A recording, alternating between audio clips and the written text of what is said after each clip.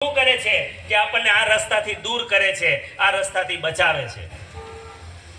તો આરસીએમ એક સિમ્પલ સિદ્ધાંત અપનાવ્યો। આ પ્રોડક્ટ છે ને, આની તુલના જેમ માં ગંગાની તુલના દુનિયાની કોઈ નદી સાથે ન કરી શકો, એમ આરસીએમ ની પ્રોડક્ટ તમે ભારતની કોઈ પ્રોડક્ટ સાથે ન કરી શકો। આને તમે પ્રોડક્ટ ન માની શકો, કારણ કે આનો ઉદ્દેશ્ય વેચવાનો નથી, આનો ઉદ્દેશ્ય માત્ર કંપનીએ પોતે કમાવાનો ઉદ્દેશ્ય નથી। આ એટલા માટે બની છે કે પહેલો ઉદ્દેશ્ય છે કે હું પ્રોડક્ટ એવી બનાવું કે મારા દેશમાં ઘર ઘરમાંથી બીમારી નીકળી જાય, રોગ મુક્ત ભારત। આ આરસીએમ નો પહેલો ઉદ્દેશ્ય છે। અને બીજો ઉદ્દેશ્ય છે કે રોગ મુક્ત ભારત તો આરસીએમ થાય, પણ એ જ પ્રોડક્ટ એવી પદ્ધતિથી સમાજ સુધી પહોંચાડવામાં આવે કે આ દેશ લોન મુક્ત પણ થાય। આ દેશને બે વાતોની જરૂર છે, એક રોગ મુક્ત કરવું પડે એમ છે ને એક લોન મુક્ત કરવું પડે એમ। જો કે તમારે તો ભાવનગરમાં લોન નહીં હોય, નથી ને? માથે મોવાળા છે એટલા એમાં કોઈ ના ન પડી, કારણ કે આ તો મોબાઈલ લેવો હોય તો ક્રેડિટ કાર્ડ ઉપર લેવાય છે, હપ્તે હપ્તે। ફ્રીજ લેવું હોય તો હપ્તે હપ્તે, ટીવી લેવું હોય તો હપ્તે હપ્તે। હવે આપણી પાસે 25,000 નું સાધન લેવા માટે રોકડા નથી, હા કે ના?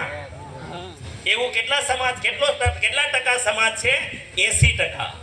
આ દેશમાં 80% થી વધુ લોકો એવા છે જેને જીવવા માટે પણ કોઈ ને કોઈ કર્જો લીધેલો છે, જીવવા માટે પણ કર્જો છે। અને કર્જો થયો શા માટે?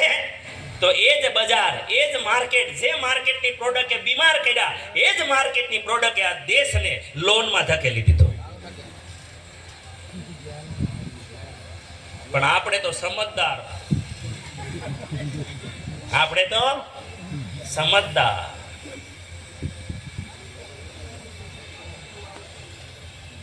તો નવા મહેમાનોને એમ થતું હશે કે વળી આમાં લોન નીકળી જાય એમ, મારી નીકળી ગઈ ભાઈ।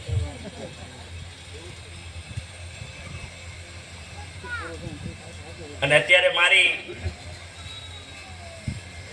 મારી પાસે લગભગ હું ઓપનર એના ભાવ ગણું તો 2000 થી વધારે લોકો હશે એવા કે જે આરસીએમ માં 3500 રૂપિયાથી લઈ અને 5 લાખ સુધી આજ આ ડાયરેક્ટ સેલિંગ ને કારણે એ લોકોના ઘરમાં પૈસા આવે છે। દર મહિને મારા લેવલથી મારી ક્રાંતિવીર ટીમમાં 1.5 કરોડ રૂપિયા પાછા આવે છે। મારા લેવલથી મારી ટીમમાં લગભગ દર 6 મહિને તમને કહું તો મારું 6×5 = 30 અને એના પાછા 6%।